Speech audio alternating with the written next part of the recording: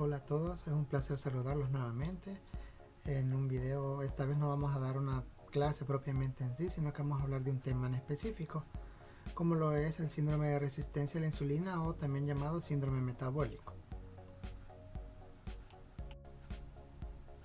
Bien, vamos a hablar entonces de lo que son la definición de síndrome metabólico. En sí dijimos que el síndrome metabólico, también conocido como síndrome de resistencia a la insulina, y ya antes se llamaba síndrome X, ¿verdad? Es un síndrome que en conjunto tiene resistencia a la insulina. Es por aquellos pacientes que todavía no son diabéticos, pero pueden presentar en ayunas una glicemia entre 110 y 125 miligramos por decilitro, que no es para diagnosticar diabetes todavía, pero ahí hay un problema de resistencia a la insulina. Hipertensión arterial, ¿verdad? Que ya la tengan diagnosticada previamente, ¿verdad? Dislipidemias también que pueden presentarse, es decir, alto triglicéridos o colesterol, el HDL, que es el de alta densidad, y el LDL, que es el de baja densidad. Hay rangos que ya lo vamos a mencionar más adelante. También puede haber una prueba anormal de tolerancia a la glucosa.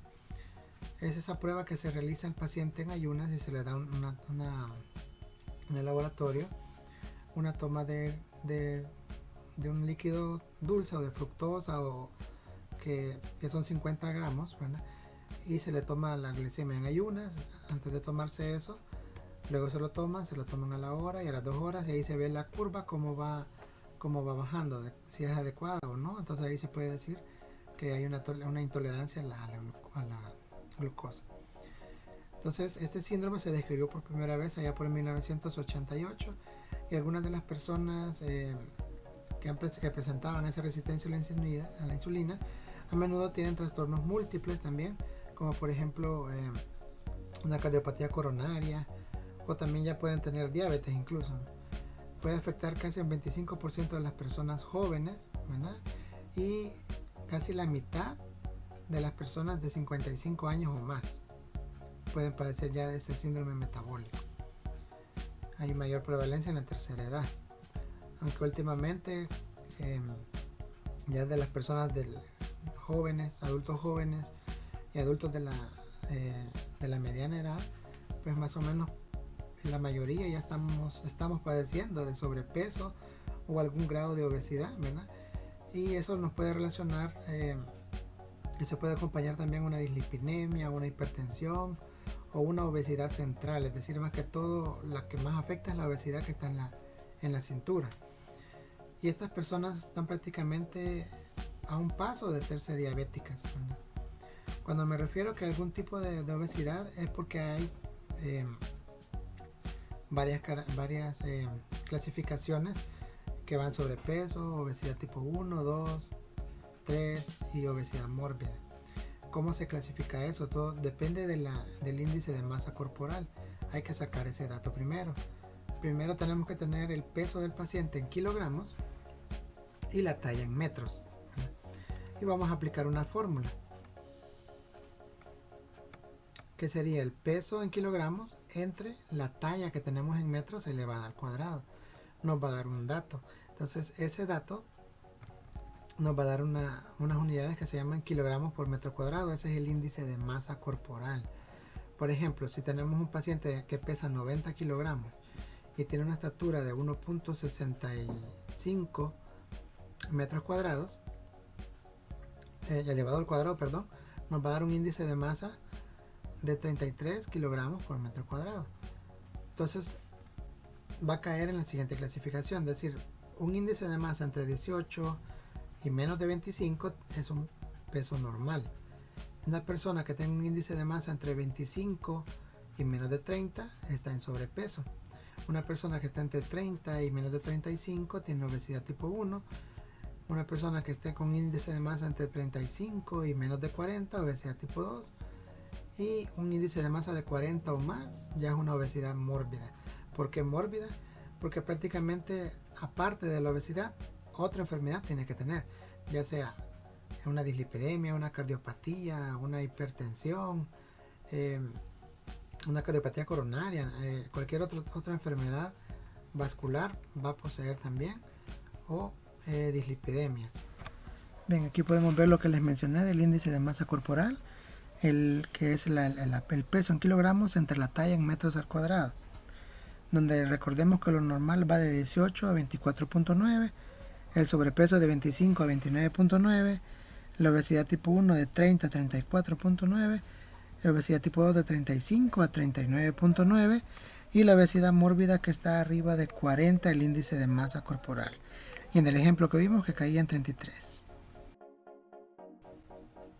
Bien, entre las causas predisponentes del síndrome metabólico, hay una que se descubrió en un estudio de 1998 que relacionaba a las mujeres que son premenopáusicas, que estén obesas y que hayan tenido el antecedente de bajo peso al nacer, que tienen un alto índice de padecer síndrome metabólico, ¿verdad?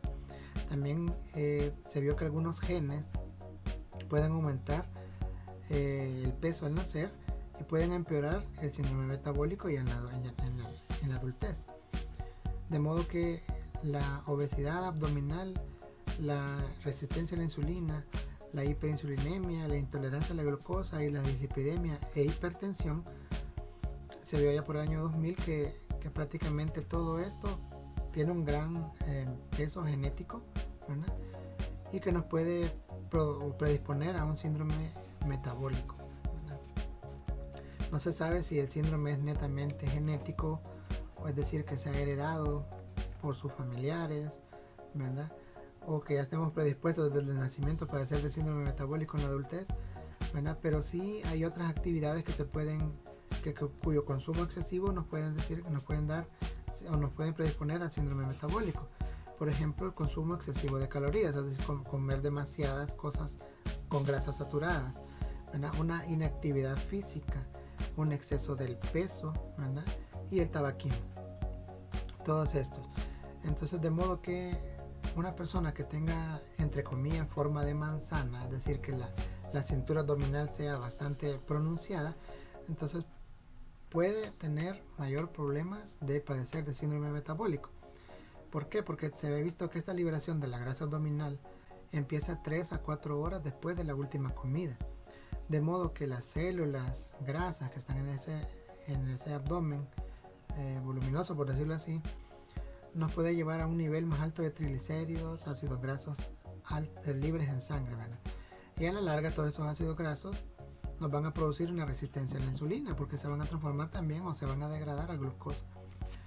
Entonces esos niveles bajos también de HDL o de colesterol de alta densidad, que es lo que conocemos como el colesterol bueno, ¿verdad? Entonces eso es común que también pueda predisponernos. Los triglicéridos elevados, ¿verdad? Arriba de 150, y un trastorno de la hemostasia también. Si el paciente padece de trastornos de coagulación o anginas microvasculares, ¿verdad? Obesidad central, como ya mencionamos, puede también producirnos un síndrome metabólico, ¿verdad? Y no necesariamente todas las personas que padecen de síndrome metabólico tienen que ser obesas, para que no nos encerremos en que todos los que son o tengan sobrepeso son los que van a ser con síndrome metabólico. Puede ser una persona delgada, ¿verdad? Y tener altos triglicéridos, colesterol, puede ser hipertenso y siendo delgado, y va a padecer o puede predisponerse a que se le haga o se le desarrolle el síndrome metabólico, y posteriormente, como les había mencionado, podrían llegar a desarrollar diabetes tipo 2. Bien, aquí podemos ver algunos valores normales para que se vayan familiarizando. Triglicéridos tienen que estar normalmente abajo de 150 miligramos por decilitro en ayunas. El colesterol total abajo de 200. El colesterol malo abajo de 100. El colesterol bueno, que es el HDL, arriba de 40. La glucosa en ayunas de 60 a 100. La intolerancia a la glucosa podríamos decirla que es de 110 a 125 miligramos por decilitro en ayunas.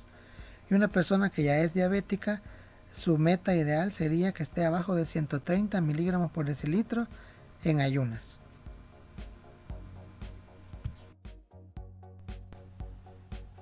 Bien, entonces vamos a decir cuáles son los indicadores clínicos que podemos tomar en cuenta para decir si una persona padece o no de síndrome metabólico. Principalmente la obesidad anormal. Anormal me refiero a que sea la circunferencia abdominal la que está más prevalente, ¿no? En un hombre puede ser arriba de 100 centímetros de cintura. En una mujer arriba de 88 centímetros en la cintura. Triglicéridos tiene que estar arriba de 150 miligramos por decilitro en ayunas. Colesterol HDL, que es el colesterol de alta densidad o también llamado colesterol bueno, ese tiene que estar por debajo de 40 en los hombres y por debajo de 50 en las mujeres. La presión arterial tiene que estar alta, ¿verdad? Pues para clasificar la hipertensión hay varios niveles para hipertensión, estadio 1, pero que eso ya es algo manejo médico. Si usted ya está prediagnosticado como hipertenso, pues eso ya entra en los ítems para clasificar como síndrome metabólico. La glucosa en ayunas también tiene que estar arriba de 110 y abajo de 125, porque ya 126 ya sería diagnóstico de diabetes mellitus. Entonces, ¿cuáles serían los objetivos a obtener o a lograr para el síndrome metabólico? Si ya lo tenemos, pues cómo revertirlos hasta cierto punto, si es posible. Es decir, primero vamos a reducir las causas subyacentes, como son la obesidad central y la inactividad física. Reducir los factores de riesgo de los lípidos, es decir, bajar los triglicéridos abajo de 150 miligramos por decilitro. El colesterol LDL, que es el colesterol malo, tiene que estar abajo de 100. El colesterol HDL, que es el colesterol bueno, tiene que estar arriba de 40, idealmente en 60. Y el colesterol total, que es la suma del colesterol bueno y el colesterol malo, tiene que estar abajo de 200, ¿verdad? Mejorar el peso corporal, es decir, bajar peso. Disminuir la obesidad central, la obesidad abdominal más que todo. Reducir la presión arterial elevada. Esto es manejo netamente médico, ¿verdad? Entonces ustedes con su médico de cabecera pueden consultar y él les va a dejar algún medicamento, no se vayan a automedicar. Prevenir las complicaciones para que no se nos vaya a desarrollar diabetes mellitus, ¿verdad?